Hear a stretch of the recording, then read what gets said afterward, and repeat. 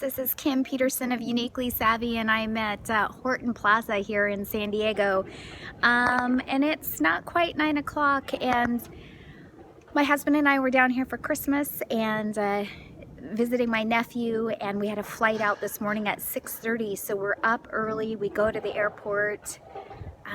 It's freezing outside. I'm looking around and I'm seeing quite a few homeless people sitting on the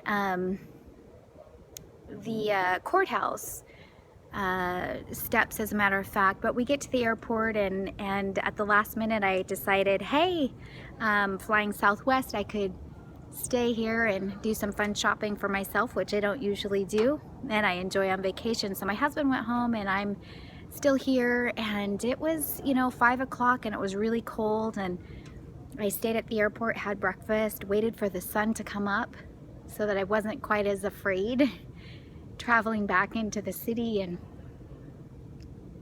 so I'm headed in, and I get into the cab and I said, gosh, it's so cold. How cold is it? And he said, oh, it's 42 degrees. And I just thought about those homeless people out there. And even for me, I thought, well, where am I going to go before the mall opens at 9? Where am I going to go? And so I went and I got some Starbucks. They didn't have a bathroom, so then I walked down the way to Panera Bread and used a restroom and just kind of hid myself in there, hoping that they wouldn't kick me out because it was really chilly. So I'm reading my book anyway, and this homeless guy comes in and he says, hey, could you buy me a cup of coffee? And I said, sure. And he said, well, can I have a couple of dollars? And I would rather provide something tangible so that I knew that someone was getting what they needed. So I said, well, I'll get you some coffee. And he said, well, do you think you could buy me a couple of eggs? And I said, sure, I'll buy you a couple of eggs. He said, I could really use that. I said, yeah, I needed some breakfast this morning too. So I had him pick out what he wanted, and he bought that. He went and sat back down, and I sat back down and started reading my book again, and he moved closer and sat at a different table and started really talking quite a bit. And anyway, my video just ran out, but anyway, so we talked, and he said, my name is Ted, you can call me Ted, and what's your name? And I told him Kim, and then later on he said, you can call me Edward. My name is Edward Brown, but you can call me Ted. And so I just listened to Ted or Ed or whomever, and we just had conversation. I really just listened, and he told me about where he was from in Louisiana, and had I been to Mardi Gras, and that, he was trying to get back on his feet, but then he would tell me about how every 3 days he drinks whiskey, a pint or sometimes a fifth, depending. And anyway, I just listened, and then he said, hey, Kim, thank you for talking with me. You really make me feel like I'm somebody.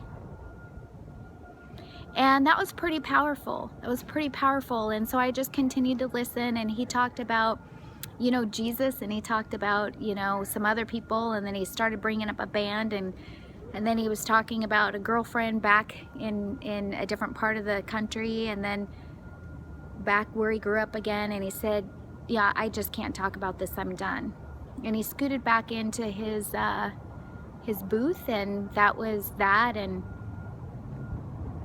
then I could hear him sniffling up over there, and when he was thinking about his family and his past, and then he said to me, he goes, Kim, I don't talk to people.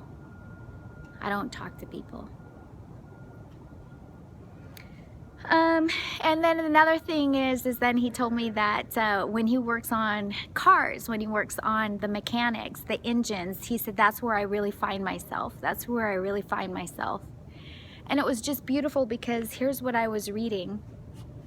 I don't know if you could see this. I've talked about this book before, because I'm adding helping people find their life purpose to my repertoire. And so that book is called Shape. and it's helping you find your purpose in the world so that you live a more meaningful and joyful and fulfilled life, based on your personality and who you are and your experiences. And um, you know, he said, this is where I feel like me. I find me when I'm working on cars. And it was beautiful that he had a self-connection at that point, a recollection, a memory.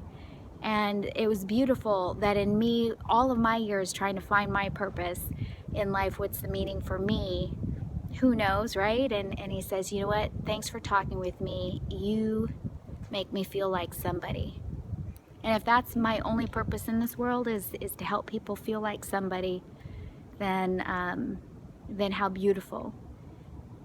He abruptly got up and he walked away, and he said, hey, bye, lady. And he walked out, and it just brought tears to my eyes. And I'm sure there's a lot of reasons why. One part, it's sad when I thought about these homeless people in the morning and how they were feeling, and then I was traversing sort of in the dark and in the cold, trying to figure it out as well. And I've been invisible, so I know what it's like when somebody's not talking with you and you don't feel like somebody. So, how can you make somebody feel like somebody today? How can you give an ear? How can you give eye contact and look at somebody? How can you just hear somebody else's story just because they have something to say, even if you don't hear it all, even if you don't understand it all? You never know what your words or your attention or your ear is giving to somebody else.